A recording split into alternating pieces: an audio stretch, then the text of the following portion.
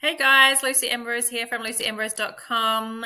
Here with you today on a quick video on six ideas or six ways that you can incorporate blogging into your website. So, six ideas of what you can blog about for your website. And if you've watched any of my videos before, or if you know me, you know that I'm a huge fan of blogging. There's so many reasons why having a blog is essential on your website, not to mention the search engine optimization. Fill it with those keywords. It builds your credibility, your expertise, and the trust, and all these types of benefits to blogging. But often my clients say to me, okay, I know I have to blog, but what am I going to blog about? So this little video, I'm going to run through six ideas of things that you can blog about, or different types of blogs. So let's get into it. So the first one is the how-to guides, or tutorials, how to do something. And this is a type of blog post that I do a lot of on my own blog, lucyambrose.com. So these ones show that you're an expert in your industry. They're giving people valuable tips, tutorials, how to do things that are related to your industry. So whether you sell products or services, you can make this work for your industry. So again, these ones are how-to guides. So how to do X, or tutorial on X related to your industry. So that's the first type of blog post idea to start to think about. See if you can put any blogs together on that. The second one I've got is checklists. So checklists are another great tool to use for your blogging.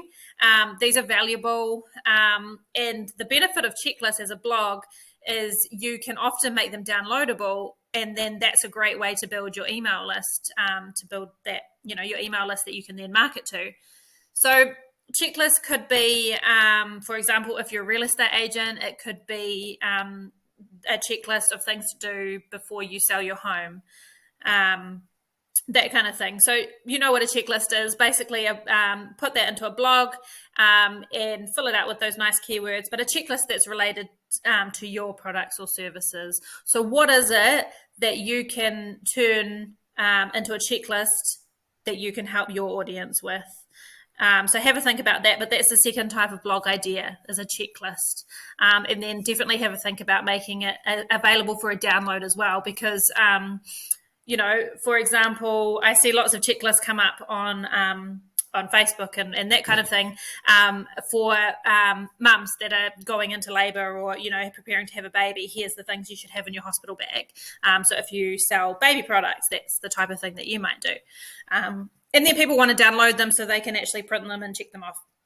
So they're a really good way. So the second one is checklists. The last thing I want to say on that, though, is definitely make sure that the checklist is thorough and complete.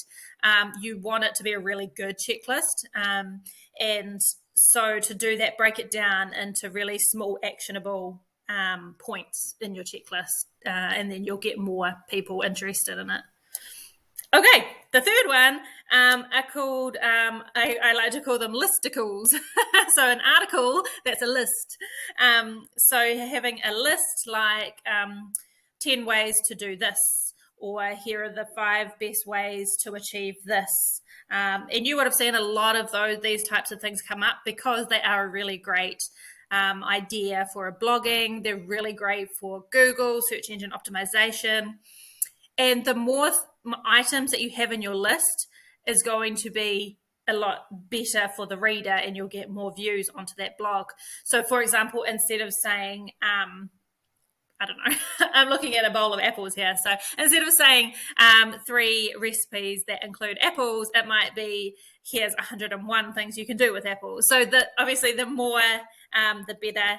And obviously make sure it's related to your industry, your products, your services somehow. But what is something that you can turn into a list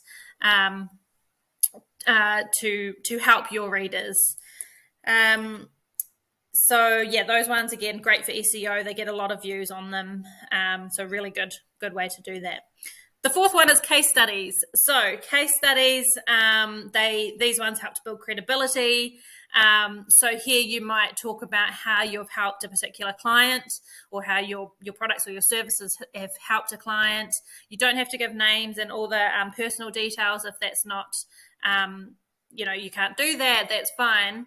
But talk through the process. So, I had X client come to me with this problem, and then we worked together and we did these things, and then this was the outcome. Here might be a before and after photo, or a testimonial, or whatever the case is. But case studies are also a really good one to blog about. So that is your fourth idea for a blog. The important thing to remember with these ones is include a call to action. So if you've spoken about how you've got this great product and service and how this is how it's helped someone, include a link. So if you're interested in chatting to me more, click here to book a time with me, or if you want to buy this product, click here.